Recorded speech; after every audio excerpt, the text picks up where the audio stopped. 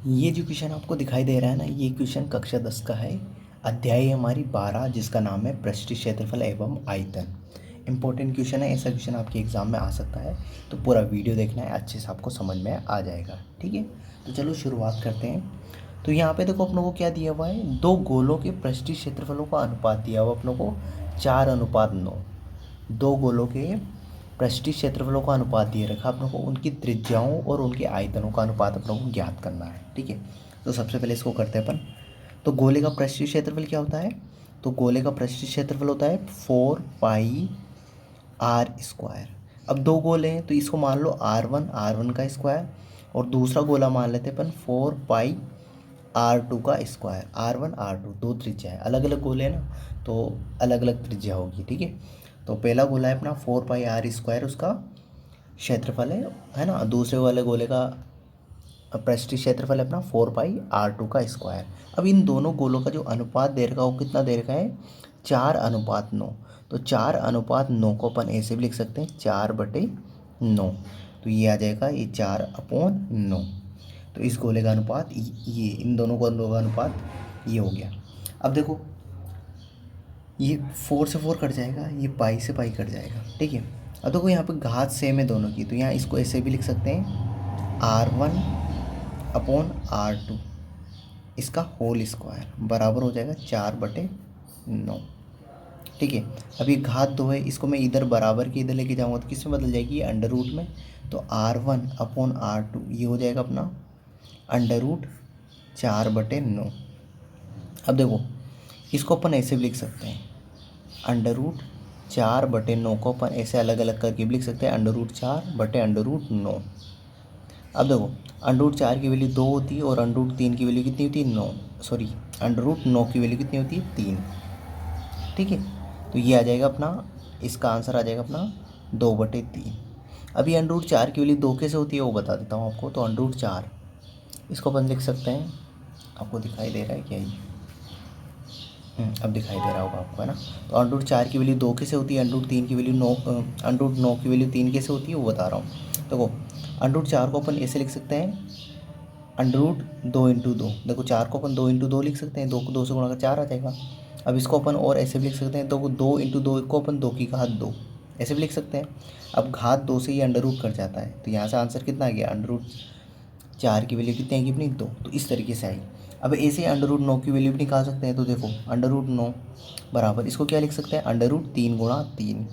और 3 × 3 को क्या लिख सकते हैं, 3 का स्क्वायर, या 3 की घात 2। घात 2 से अंडर रूट क्या होता है, कट जाता है, तो ये आ गया अपना 3। तो √9 की वैल्यू कितनी आएगी अपनी, 3। तो आई होप आपको समझ में आ गया होगा। तो आगे देखते हैं पर, तो देखो यहाँ से, तो यहाँ से अपने r1/r2 इसकी वैल्यू आएगी अपनी 2/3। देखो, √4 की वैल्यू तो 2, √9 की वैल्यू 3, है ना। अब ये त्रिज्याओं का अनुपात तो आ गया, ये क्या गया, गोलों की त्रिज्याओं का अनुपात आ गया अपना।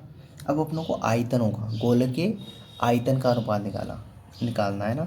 तो देखो, गोलों के आयतनों का अनुपात, तो देखो पहला गोला, तो पहले गोले का आयतन क्या हो जाएगा, 4/3 पाई r1 का क्यूब। और दूसरे गोले का अनुपात तो 4/3 पाई r2 का क्यूब। तो ये दोनों गोलों का अनुपात ले लिया, पहला गोला और दूसरा गोला का, दोनों का अनुपात।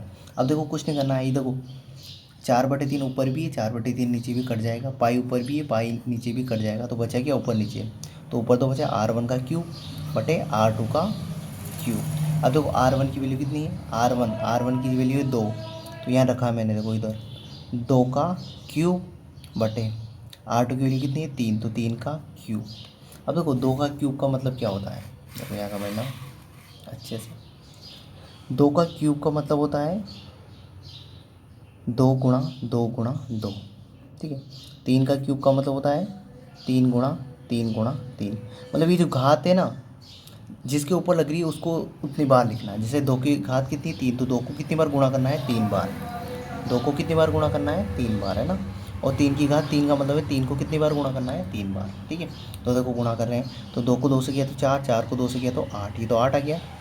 3 को 3 से किया तो 9 और 9 को 3 से किया तो 27।